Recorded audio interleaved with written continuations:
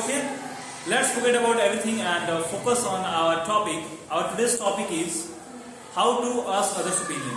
Yesterday I taught you that the keywords of having conversation. Today I will teach you step by step every keywords in detail that how can we ask others' opinion. So our today's topic is how to ask others' opinion. Okay. So there are 8 or 9 keywords by which you can ask others' opinion at the time of having debate, conversation, or at the time of talking on any topic or any important topic. Okay, in a group of circle. So without wasting time, let's focus on the first word by which we can ask others' opinion. The first word is what do you think of? What do you think of? And after that, you can add the point. You can add more words to know about others' opinion, that what do they think about that topic. I mean to say that whenever you will have to ask others' opinion, जब कभी आपको दूसरे किसी का राय जानना हो किसी topic पर, किसी विषय पर, तो आप पहला जो वर्ड यूज कर सकते हो वो वर्ड हमारा ये है कि what do you think of, यानी कि मान लीजिए मुझे आपसे पूछना है कि आपको क्या लग रहा है 26 जनवरी पर कैसा कैसा परफॉर्मेंस कराया जाएगा, क्या क्या हो सकता है, तो मैं आपसे पूछ सकता हूँ कि what do you think of 26 January, that what all will happen on that day. तो आपको जब अपना ओपिनियन देना होता है, आप अपना ओपिनियन कैसे दोगे, उसके लिए मैं आपको अभी इसको पढ़ाने के बाद में कीवर्ड लिखा हूँ कि how to give your opinion. ठीक है. दूसरा वर्ड जो है मैं पूछ सकता हूँ आपसे कि अगर मान लीजिए मुझे आपसे पूछना है कि आपको क्या लगता है कि अब मान लीजिए कि आपको कहना है कि आपको मूवी देखना कैसा लगता है. ठीक है. अगर आपको किसी से राय पूछना है कि आपको मूवी देखने कैसा लगता है, तो आप पूछ सकते हैं what's your views on watching movies, या what's your views on listening songs. अगर मान लीजिए सॉन्ग में बहुत प्रकार के टाइप सॉन्ग्स आते हैं, अगर मान लीजिए उसको किसी दूसरे कीवर्ड्स को यूज करके पूछना है, तो अगर पूछ सकते हैं what's your thoughts on listening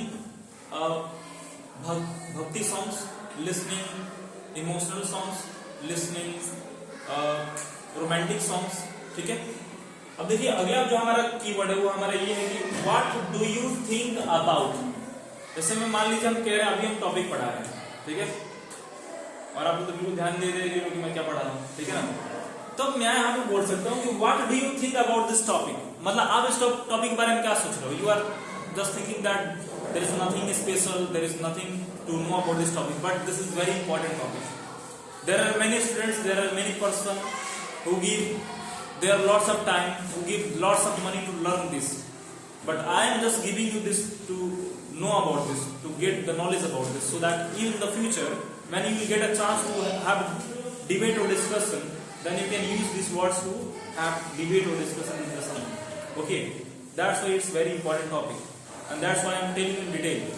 So the next word is what do you think about, and the fifth one is what do you feel about.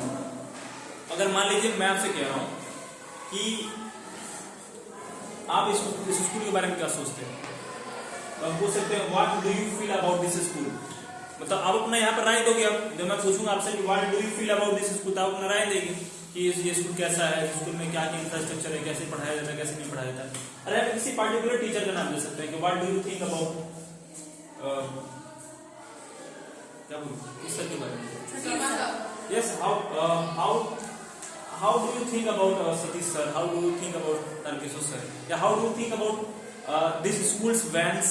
आप इस स्कूल की गाड़ियों के बारे में क्या सोचते हो, कैसे सोचते हो, समझ में आ रहा है. मतलब गाड़ियां कैसी हैं, तो समझ रहे हो ना गाड़ियां कैसी हैं इस स्कूल की. तो ये मैं क्या कर रहा हूँ, आपसे ओपिनियन पूछ रहा हूँ. ठीक है. ओपिनियन, आपका राय जानना चाह रहा हूँ मैं. ठीक है ना. तो ये थी अभी 5 कीवर्ड्स. अब आगे देखते हैं. आगे जो हमारा है वो है don't you think that. Don't you think मतलब क्या आपको लगता नहीं है, क्या आप नहीं सोचते इस बारे में. Don't you think that this school is gonna be closed in 7 or 5 years. अब मैं आपसे ओपिनियन ले रहा हूँ लेकिन मैं तो होने वाला है नहीं. ठीक. मैं बस आपसे पूछ रहा हूँ don't you think that this school is gonna be grow. क्या आपको नहीं लगता कि स्कूल बहुत ग्रो करने वाला है. Because you can see that a new library is going to be opened in this school, so this is a very infrastructure in this school, right? आ रही बात समझ में. तो डोंट यू थिंक भी क्या है, हमारा एक्स्ट्रा कीवर्ड है जिसको हम यूज करके क्या कर सकते हैं, दूसरे को ओपिनियन पूछ सकते हैं, दूसरे को ओपिनियन ले सकते हैं. और जो हमारा 7th नंबर को हमारा है, what do you feel to say about this matter. What do you feel मतलब आपको क्या महसूस हो रहा है और आप इस मैटर के बारे में, इस विषय के बारे में क्या कहना चाहते हैं, ठीक है ना। सर ये तो उसमें वो इंटरव्यू वगैरह में पूछा जाता है। Of course, what do you feel to say about this matter. Of course पूछा जाता है, ये पूछा जाता है सर, मैंने इंटरव्यू में देखा है। बिल्कुल भाई, बिल्कुल देखा होगा आपने। ये नहीं, बस यही एक नहीं, ये सारे चीज पूछे जाते हैं। आप जब इंटरव्यूज देखोगे ना, डिबेट देखोगे, तो ये सारी चीज बहुत ज्यादा यूज होते हैं। आप इस बारे में क्या कहना चाहते हैं। बिल्कुल बिल्कुल, तो वही है, what do you feel to say about this मतलब आप इस बारे में क्या महसूस कर रहे हैं, क्या कहना चाहते हैं। So this keywords is used at the time of having conversation, at the time of asking others opinion. So whenever you will have to ask others opinion, you can easily use this sentence to ask others opinion. Okay, and the next one is, do you want to go, yeah, listen, do you want to go with his or her point। his or her point मतलब मान लीजिए कि आप अभी जो वो interviewer है या जो रिपोर्टर है या आप ही हैं, मान लीजिए अभी आपने किसी लड़की से उस लड़की का ओपिनियन पूछा किसी सब्जेक्ट पर, ठीक है, किसी पार्टिकुलर सब्जेक्ट पर, और आप किसी दूसरे व्यक्ति के पास जा रहे हैं या किसी दूसरे लड़की के पास जा रहे हैं, ठीक है, और आप वहां पर जाकर पूछ रहे हैं कि do you want to go with her. अगर कोई लड़की से पूछे फिर किसी लड़की के पास जाएंगे तो हर बोलेंगे। अगर आपने लड़के से पूछा और लड़की के पास जा रहा है तब बोलेंगे कि do you want to go with his point. क्या आप उनके पॉइंट्स के साथ जाना चाहेंगे, मतलब क्या आप उनके पॉइंट्स पर सहमत होना चाहेंगे। हाँ, उनके पक्ष में। तो वो इसका मतलब होगा कि do you want to go with his points, मतलब क्या अभी जो वो बोले हैं आप उनके पॉइंट्स से सहमत हैं और उनके पॉइंट्स पर बोलना चाहेंगे। तो अगर होंगे तो बोलेंगे yes I would like to go with her या I would like to go with his. अरे बात समझ में। अब जो हमारा ये है 8 नंबर, उसी तरह हमारा 9 नंबर पे थोड़ा सा ज्यादा पोलाइटली होता है दूसरों को ओपिनियन पूछने का। और मैं आपको वुड का यूज जब पढ़ाया तो मैं आपको बताया था कि वुड का यूज ज्यादा पोलाइटली के सेंस में होता है, ठीक है ना। तो would you go with that point, would you go with that point का मतलब होता है कि क्या आप उस पॉइंट के अनुसार या उस जो पॉइंट बोला गया उस पॉइंट पर क्या करना चाहते हैं, टिके रहना चाहते हैं और उस पॉइंट को सपोर्ट करना चाहते हैं। तो इसका मतलब होता है would you go with that point, मतलब क्या आप उसी पॉइंट पर आगे कुछ बोलना चाहेंगे। तो इसका मतलब ये क्या कर रहे हैं, हम लोग उससे ओपिनियन ले रहे हैं किसी सब्जेक्ट पर बोलने का। तो ये है हमारे 7 और 8 और 9 keywords with which we can use and try to ask others opinion. जरूरी नहीं कि आप 8 एक ही बार यूज करो, देख रहे हो ना, सब अलग अलग सिचुएशन में यूज हो रहा है। तो आप इस 8 में से कोई एक वर्ड यूज कर सकते हैं किसी को ओपिनियन मांगने के लिए। अब मान लीजिए 7 और 8 लोग ग्रुप में बैठे हैं, ठीक है, और अगर वहां पे डिबेट हो रहा है, ग्रुप डिस्कशन हो रहा है, तो अगर एक ही वर्ड सबके साथ यूज करेंगे तो सही नहीं रहेगा। अगर सबके साथ अलग अलग यूज करेंगे तो हमारे लिए क्या होगा, बहुत ही सही होगा, ठीक है ना।